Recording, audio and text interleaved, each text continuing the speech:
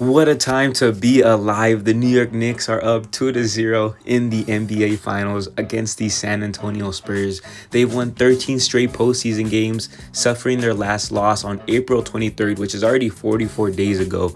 They're now 2 games away from their first championship in 53 years, and the next 2 games are in Madison Square Garden. What an amazing game we had on Friday night. That shit gave me a heart attack. The Knicks won game 1 on a 14-point comeback. They win game 2 on a 12-point comeback. They also almost lost a 14-point lead in game 2 with about 6 minutes remaining in the game. They survived a late comeback from the Spurs, and they now have 2 road games, 2 wins on the road to start the series off, and they now have the chance to sweep by winning the next 2 games at home and raising that Larry O'Brien trophy in New York City. Let's go over the emotional roller coaster that was of game 2 and the heroes for the New York Knicks. The Spurs came out very physical to start the game, while it felt like the Knicks weren't responding with that same energy. They built a really solid lead in that first quarter. The only guy on the Knicks I felt was really trying to fight back was OG Anunoby. He started off really well. Jalen Brunson, he got a couple of buckets himself, but they were making it really difficult on him. Brunson was getting no space whatsoever on offense. The Spurs were playing as close up to him as they could have. They threw a bunch of bodies like Castle or Bryant. Both did really great jobs because overall in this series, Brunson has not been shooting well, only 2 games in. This is also where I believe Spurs did the hack-a-mid strategy, and Robinson hit more free throws than usual, so good for him for making them pay. In the second quarter is where the Knicks started finding a rhythm, and the comeback was led by no other than Karl Anthony Towns, who once again was going at Wemby. I saw a lot of people say before this series, Cat wouldn't be able to guard Wemby. Not only has he done that, but he's been straight bulldozing him on offense. Cat sparked something within this offense, got other guys jump-started. One player who was hitting 3 after 3 after 3 was Mikal Bridges. I think he was 4 for 4 before he missed the last 2 attempts. He had a huge second quarter. He helped the Knicks go up by 4 at the half. Then something we didn't see in game 1 is the Knicks start the second half strong. That's what they did here. They were playing suffocating defense. And on the other end, Jalen Brunson saw some shots go down. This opened up the offense because it felt like from here on out, the Spurs started double teaming Brunson, making it as easy as just moving the ball around and finding an open shooter, or just moving the ball enough to break down the defense to find an open spot for an easy basket. In the first half, the Knicks got a huge break when Wemby only took 4 field goal attempts. It wasn't that Wemby was having a bad game, but was just playing unselfish, you could say, or even not aggressive, whatever you want to call it, passing up matchups and potential shots. We all knew this wouldn't continue in the second half, so sure enough, Wemby started making an impact on the game. The Knicks did an amazing job fighting back whenever it felt like the Spurs were going to go on a run, coming up with huge defensive plays and scoring on the other end.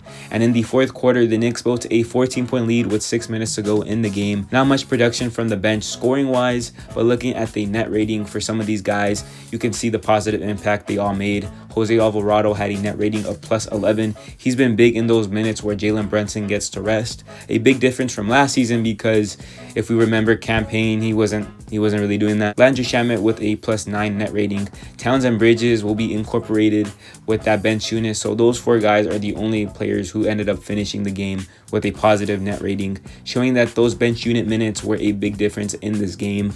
However, with 6 minutes to go and down 14, the Spurs scored 14 straight points in the span of 3 minutes.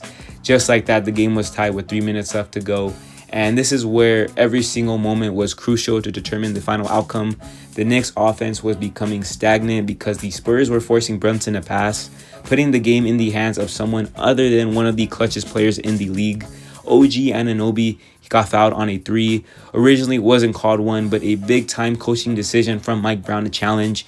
And the Knicks have been the best team in the league when it comes to challenging calls all season long. Comes up huge in this moment. Jalen Brunson got a basket playing off the ball, but the Spurs were scoring and had momentum all on their side. Jalen Brunson hit a very tough basket to tie the game. He had been missing all the shots before that. He made the biggest one yet. And then he got a chance to make another one after that to take the lead. He missed. And then Victor Wembanyama made a horrible mistake after the rebound. Miscommunication between him and Castle. Then goes on to foul Brunson. But then Brunson only hit 1 free throw. And so the Spurs, after everything, had a chance to win the game and ultimately tie the series. But Mitchell Robinson contested Wemby.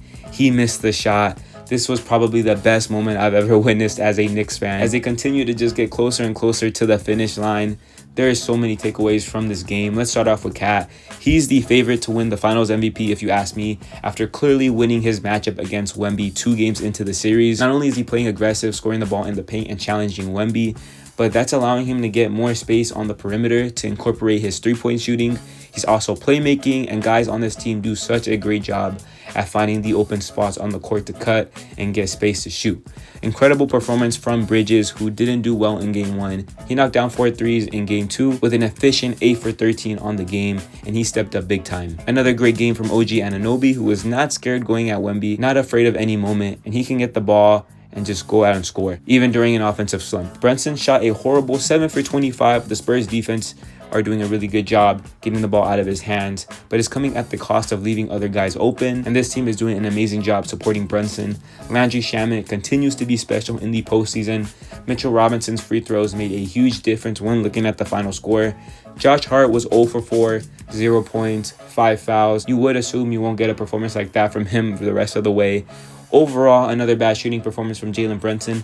Not the best stretches that this team had in this game, but once again, they found a way to win. Also, with the referees not favoring them, their resilience was tested once again. The physicality against Brunson was just crazy. It's insane how many fouls weren't called, but the Knicks still get it done.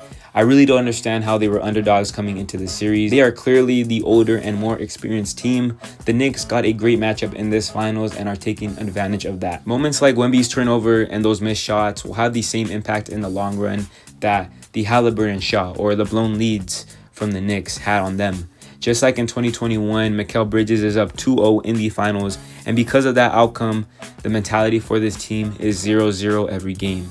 The job is not done. The Knicks need 2 more to finish their dominant playoff run. Thank you so much for watching. Next week might be one of the best weeks of our lives as Knicks fans. Let's enjoy it, and let's go Knicks.